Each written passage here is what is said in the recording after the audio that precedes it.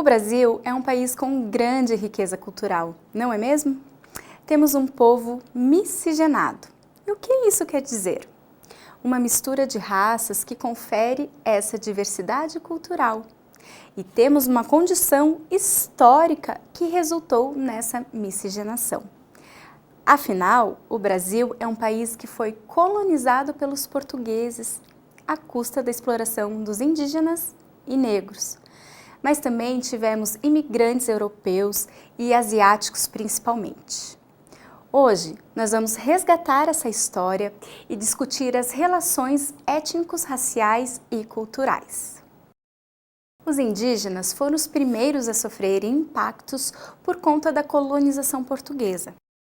Você deve lembrar da escola, quando falavam que os portugueses compraram os índios oferecendo espelhos ou outros adornos. Enfim, mas o fato real é que esse primeiro contato foi muito violento.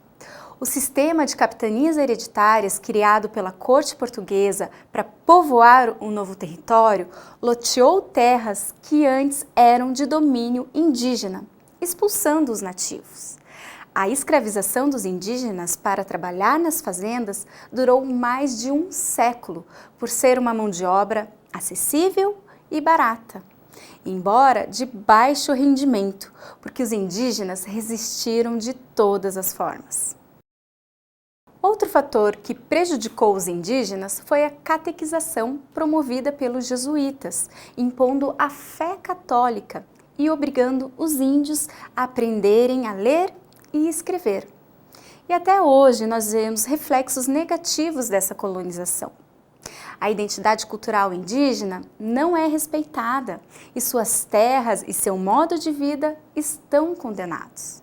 Essa é uma perda cultural inestimável para a história do nosso país.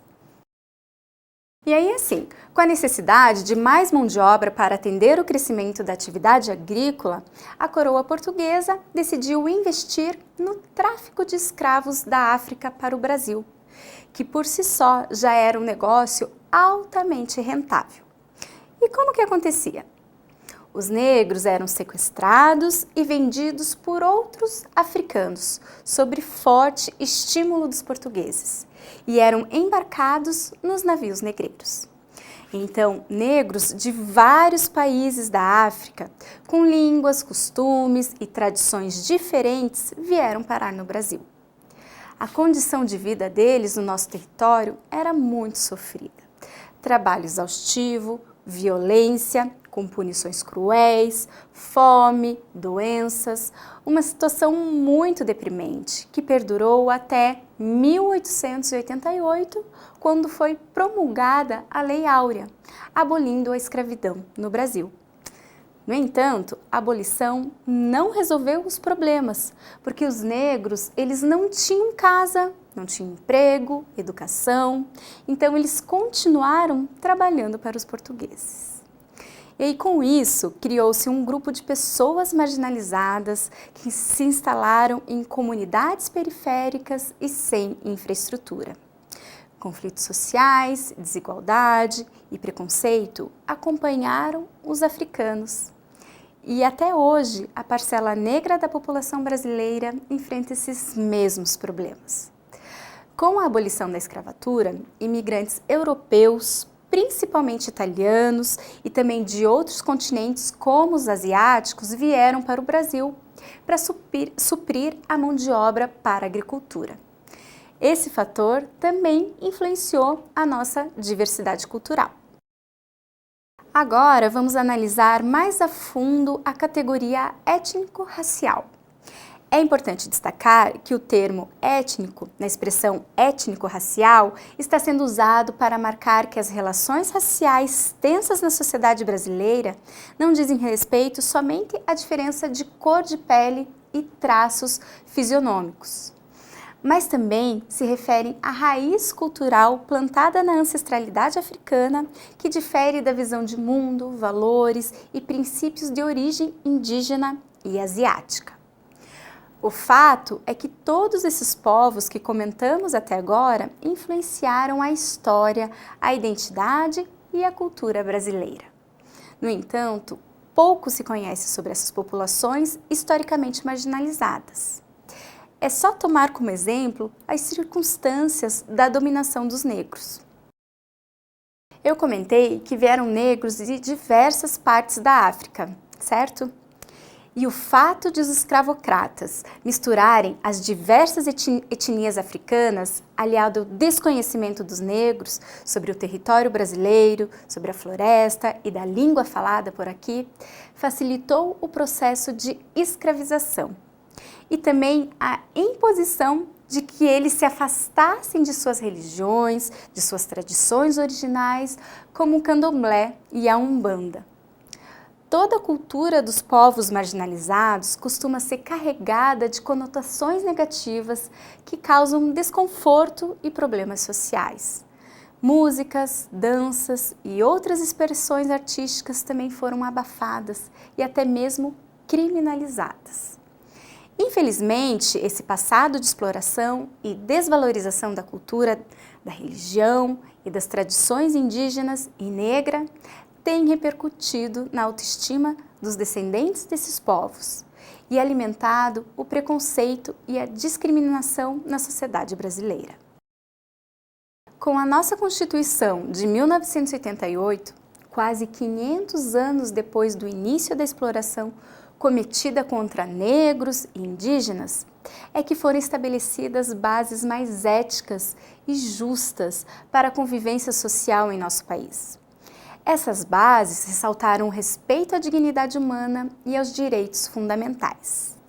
De acordo com autores Claudemira Vieira Guzmão Lopes e Jefferson de Oliveira Salles, o texto constitucional brasileiro e os acordos e tratados internacionais assinados pelo Brasil permitiram que as minorias étnicas, incluindo indígenas, negros, ciganos, comunidades tradicionais e outras populações historicamente marginalizadas, tivessem finalmente sua cidadania reconhecida. Mas será que isso tem funcionado na prática? Infelizmente não.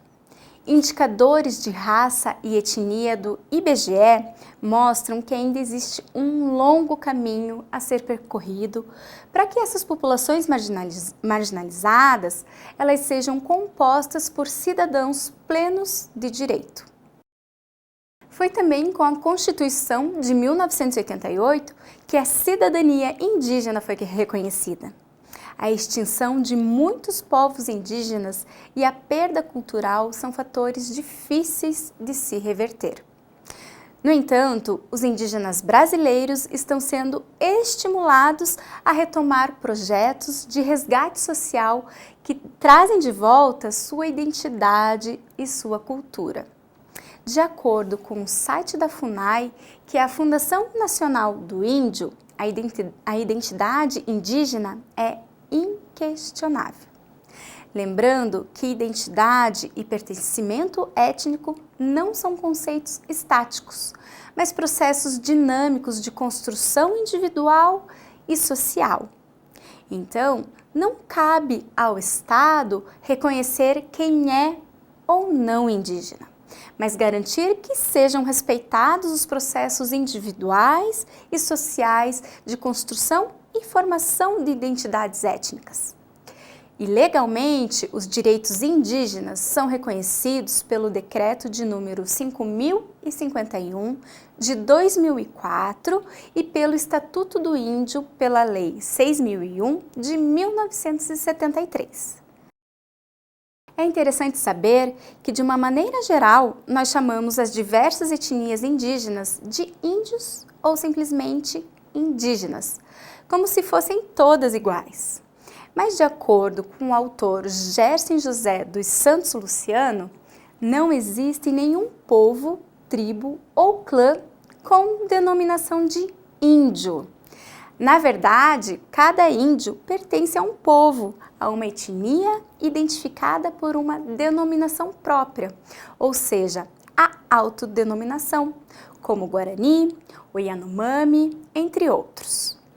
Essa história ela foi apagada do Brasil em termos oficiais. Além disso, durante muito tempo, a dizimação desses povos foi justificada por eles serem preguiçosos demais para trabalhar nas fazendas coloniais. E essa teoria não foi questionada por séculos. O processo histórico de discriminação e preconceito foi tão intenso que até hoje o termo índio ou indígena é carregado de significado pejorativo. Quem entre nós nunca ouviu a expressão "isso é programa de índio", para se referir a um programa ruim? Mas esforços têm sido conduzidos para reverter essa visão com a atuação social de povos indígenas e organizações parceiras na busca por melhores condições de vida para esses povos. Você sabia que diversidade cultural das populações tradicionais é considerada patrimônio da humanidade? Esse reconhecimento foi dado em 2003 pela Convenção número 169 da Organização Internacional do Trabalho. E em 2008, o governo criou a Lei 11.645, que tornou obrigatório o ensino de história de povos indígenas nas escolas brasileiras. Mas ainda existe muita fragilidade. Por exemplo, os livros didáticos são superficiais ao mencionar a diversidade sociocultural indígena, que a gente acabou de falar. É muito raro que eles tragam nessa visão, porque esses materiais foram escritos do ponto de vista do colonizador. Da mesma forma, a história da origem dos negros brasileiros é pouco conhecida. Em vez de um resgate dessa memória e do reconhecimento dos erros cometidos no passado, o que se observa são tentativas de atenuar esse momento da história do Brasil. É fato que o Brasil ainda enfrenta uma grande desigualdade racial. Brasileiros e brasileiras, negros e negras e seus descendentes, ainda hoje, mais de 100 anos depois da abolição da escravatura, vivem em uma sociedade violenta e desigual. Basta checar indicadores.